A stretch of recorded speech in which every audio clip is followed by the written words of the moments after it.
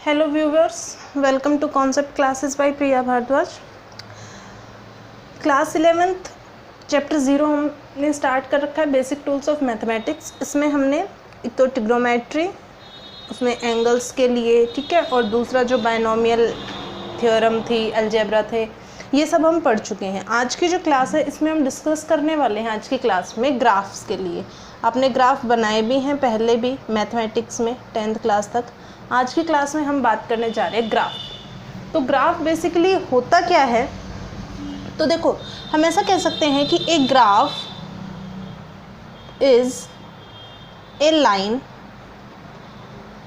अब वो line straight भी हो सकती है और कर्व भी हो सकती है, ठीक है, which shows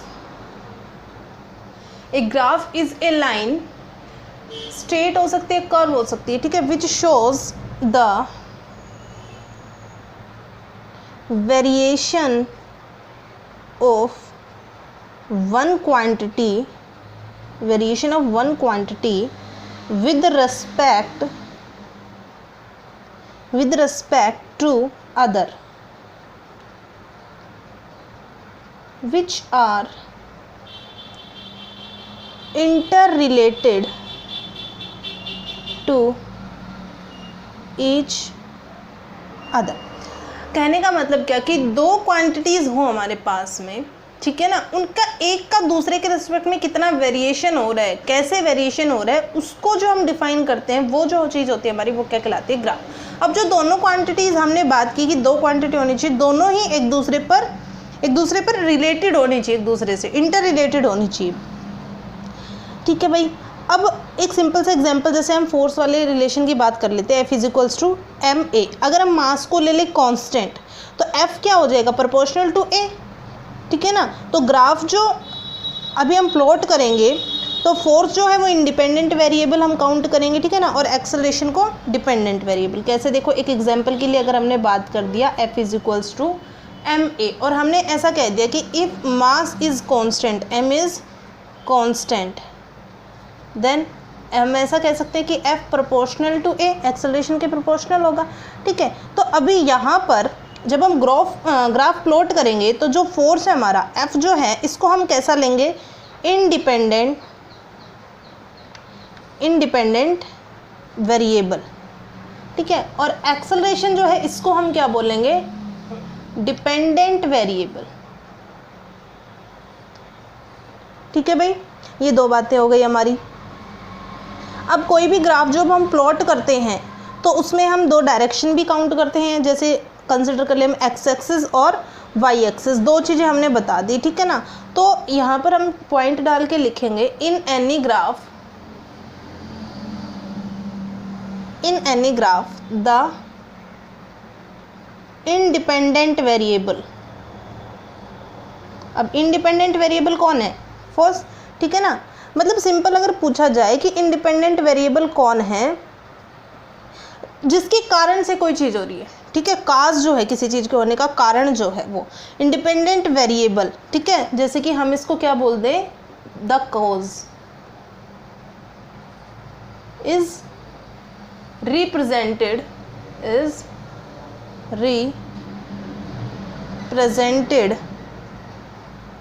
along x axis, ठीक है। और दूसरा अगर हम कह दें, एंड द डिपेंडेंट वेरिएबल। अभी डिपेंडेंट वेरिएबल कौन है, जो इफेक्टेड हो रहा है, ठीक है। तो हम यहाँ पर क्या कह सकते हैं, द इफेक्ट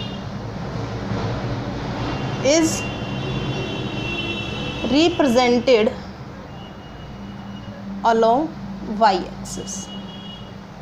अभी जो एक्स एक्सिस है वो हम क्या ले रहे हैं, हॉरिजॉन्टल एक्सिस, ठीक है ना, और जो वाई एक्सिस हमारा होगा वो हमारा कैसा होगा, वर्टिकल एक्सिस। सिंपल सी बात ये। अभी बात आती है कि भाई ये जो ग्राफ हम बनाते हैं, इनके यूजेस क्या क्या होंगे। सिंपल अगर बात पूछी जाए, ग्राफ जो है भाई उनके यूजेस क्या क्या होंगे। सबसे पहले अगर हम बात करें यूजेस ऑफ ग्राफ्स,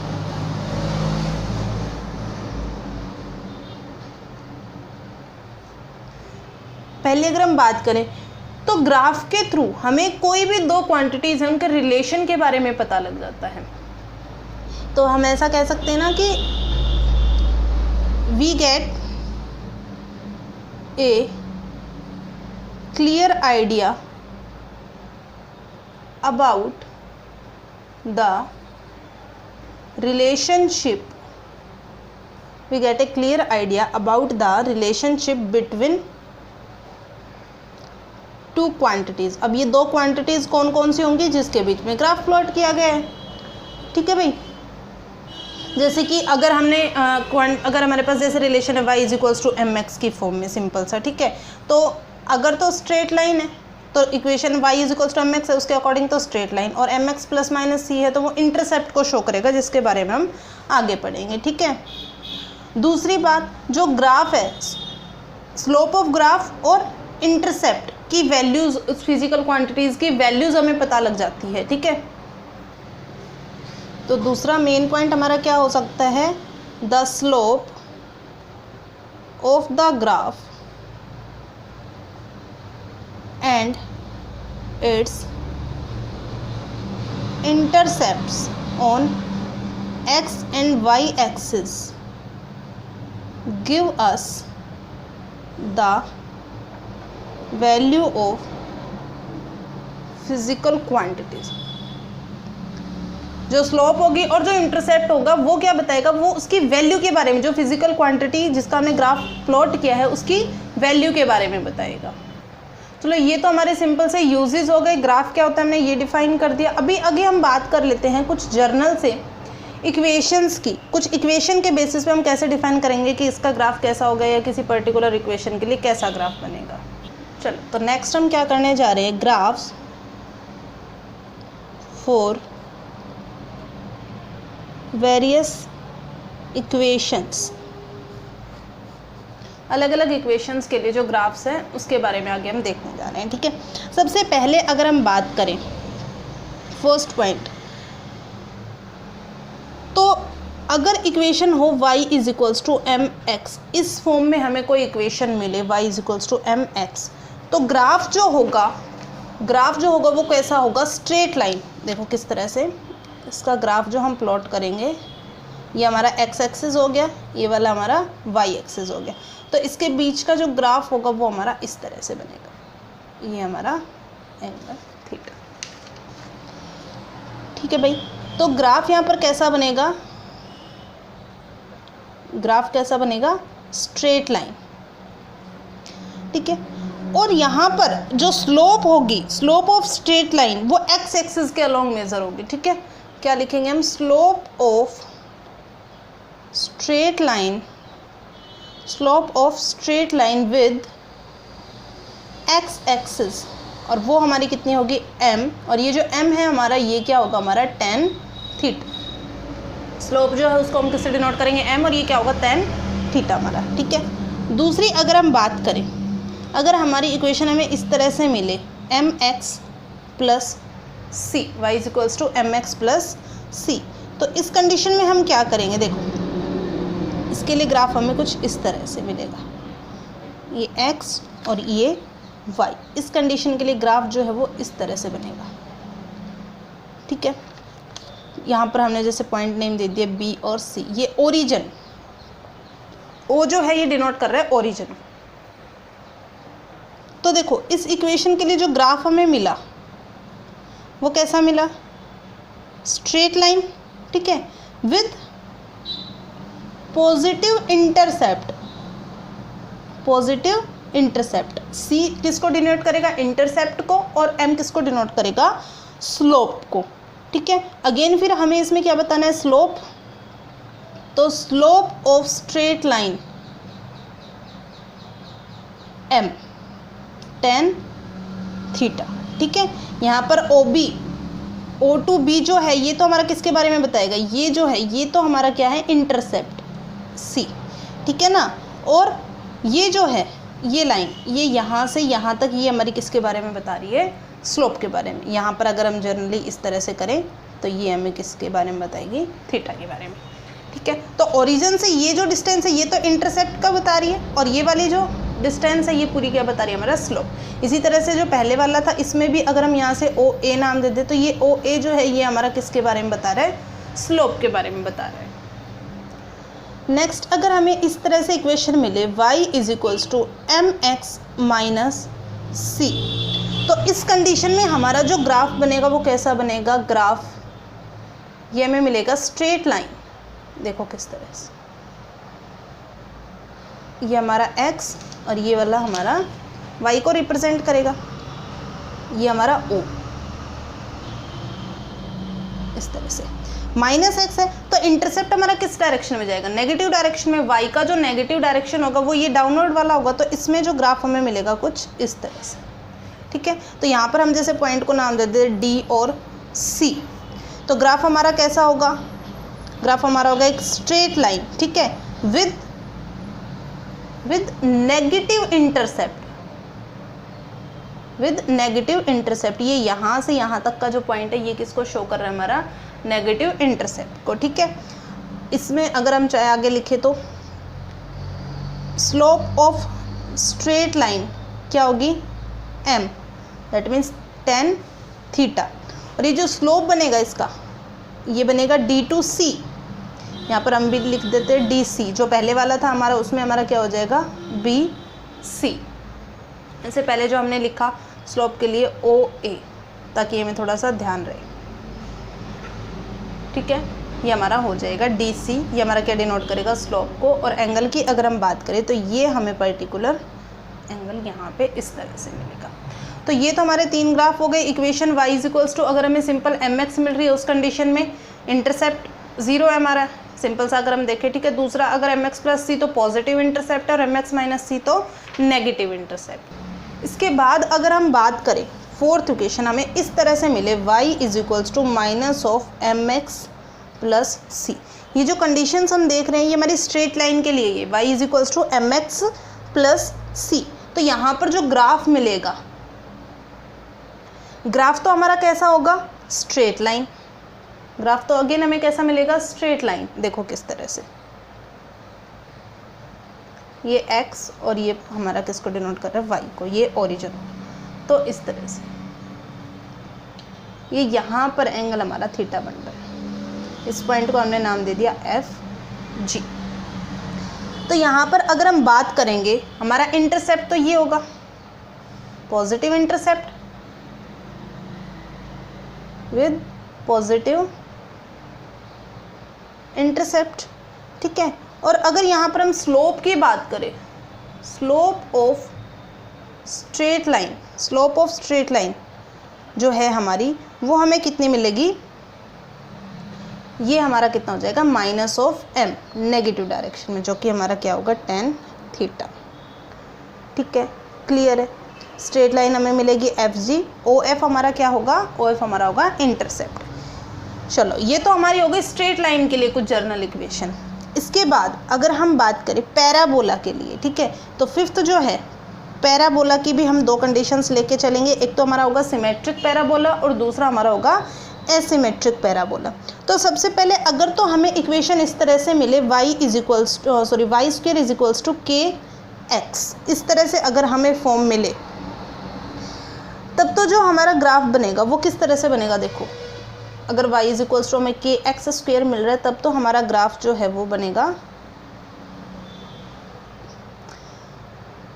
x है तो x एक्सिस के सिमेट्रिक, ये याद रखना है हमें। x है तो x एक्सिस के सिमेट्रिक, x एक्सिस के सिमेट्रिक कुछ इस तरह से हो जाएगा। ये वाला पॉइंट हमारा y और ये ओरिजिन, ये हमारा कौन सा होगा? ये जो है ये हमारा क्या कहलाएगा? Symmetric parabola. ये हमारा क्या कहलाएगा? Symmetric parabola.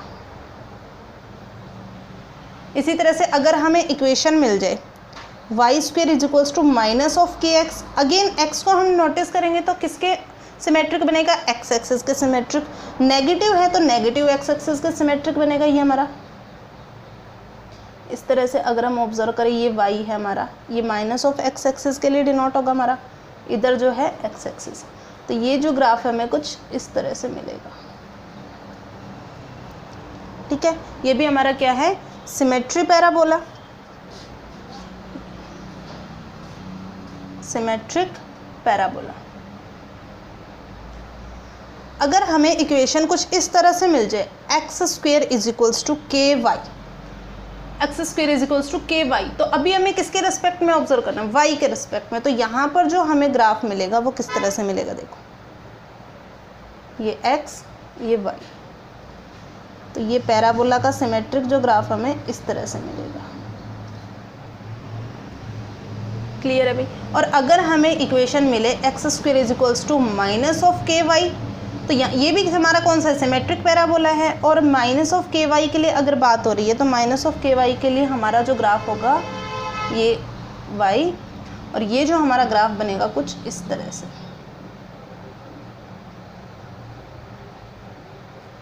ये इस तरह से, ये भी हमारा क्या है सिमेट्रिक पैराबोला के लिए, ये भी सिमेट्रिक पैराबोला का। पैराबोला की ये जो नॉर्मल हमारी 4 इक्वेशन बनी सिमेट्रिक पैराबोला के लिए। क्लियर है इतना?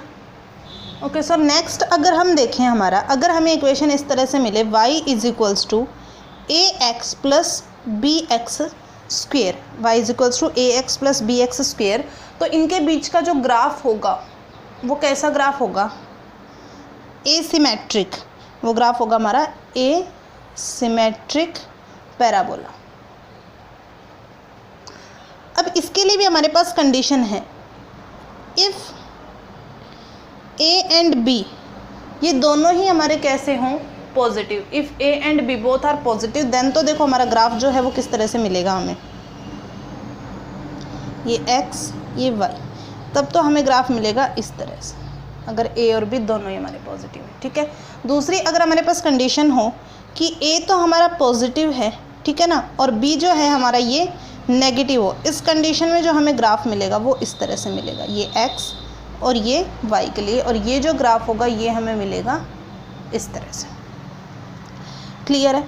2 कंडीशन बनेंगी एसिमेट्रिक पैराबोला के लिए कि या तो दोनों जो कांस्टेंट टर्म्स है हमारी ए एंड बी वो कैसी हों पॉजिटिव हों, और या हमारे पास एक पॉजिटिव और दूसरा नेगेटिव हो। ये हमारी किसकी कंडीशन हो गई, ये हमारी कंडीशन हो गई एसिमेट्रिक पैराबोला की। इसके बाद अगर हम हमारी नेक्स्ट बात करें, अगर हम नेक्स्ट इक्वेशन की तरफ मूव करें, तो अगर हमें इस तरह से इक्वेशन मिले x y is equals to c, कोई कांस्टेंट के इक्वल, ठीक है ना, या फिर x is equals to y by c की हम फॉर्म बनाएं, तो ये जो फॉर्म बनेगी ना, तो इसमें हमें जो ग्राफ मिलेगा ये ग्राफ हमारा कैसा होगा, ये हमारा होगा रेक्टेंगुलर हाइपरबोला, रेक्टेंगुलर हाइपरबोला। ये ग्राफ जो है हमारा इस तरह से बनेगा, ये y ये x, इस तरह से। क्लियर है? इसके बाद अगर हम नेक्स्ट की तरफ मूव करें, नेक्स्ट जो हम अपनी इक्वेशन देखें, अगर हमें इक्वेशन मिले x square plus y square is equals to a square, अगर हमारी नेक्स्ट इक्वेशन हमें मिले x square plus y square is equals to a square, इस कंडीशन में जो हमारा ग्राफ होगा, हमारा ग्राफ जो होगा कैसा होगा, सर्कल। ग्राफ इसमें कैसा होगा, सर्कल। देखो किस तरह से, सर्कल का आपको पता ही होगा, सर्कल में क्या होते हैं कि सेंटर से हर डिस्टेंस पर, हर पॉइंट पर डिस्टेंस जो है वो इक्वल होती है। तो यहाँ पर जो हमारा ग्राफ मिलेगा हमें कुछ इस तरह से, ठीक है, ये थोड़ा सा करना पड़ेगा आपको सेट। ये हो गया हमारा सर्कल के लिए, ठीक है। ये ए जो है ये डिनोट किसको कर रहा है, रेडियस को। ये x square plus y square को आप ऐसे भी लिख सकते हैं, x square plus y square is equals to r square, radius के लिए है ये, सिंपल, ठीक है। इसके बाद नेक्स्ट अगर हम मूव करें हमारी नेक्स्ट कंडीशन पे, कंडीशन नंबर 12 अगर हम देखें, तो अगर तो हमें इक्वेशन इस तरह से मिले x square divided by a square plus y square divided by b square is equals to 1, तो ये इक्वेशन जो है इसके लिए जो ग्राफ हमें मिलेगा वो कैसा मिलेगा, इलिप्स, इलिप्स की शेप में। देखो इस तरह से, ये x और ये y, ये जो ग्राफ हमें इस तरह से मिलेगा। क्लियर है? ये मेज़र कर लेते हैं हम, जैसे इसको हमने नेम दे दिया a, और ये यहाँ से यहाँ तक के लिए हमने कह दिया b। क्लियर है? अगर इक्वेशन मिली x square plus y square is equals to r square, तब तो circle x square by a square plus y square by b square is equals to 1, तब हमें मिलेगा इलिप्स के लिए। एक लास्ट हम कंडीशन देख लेते हैं, अगर हमें इक्वेशन मिले y is equals to minus of e के एक्स, ये जो e है ये किसको डिनोट कर रहा है? एक्सपोनेंशियल। किसके बारे में बता रहा है? एक्सपोनेंशियल। इस कंडीशन के लिए जो ग्राफ हमें मिलेगा वो इस तरह से मिलेगा,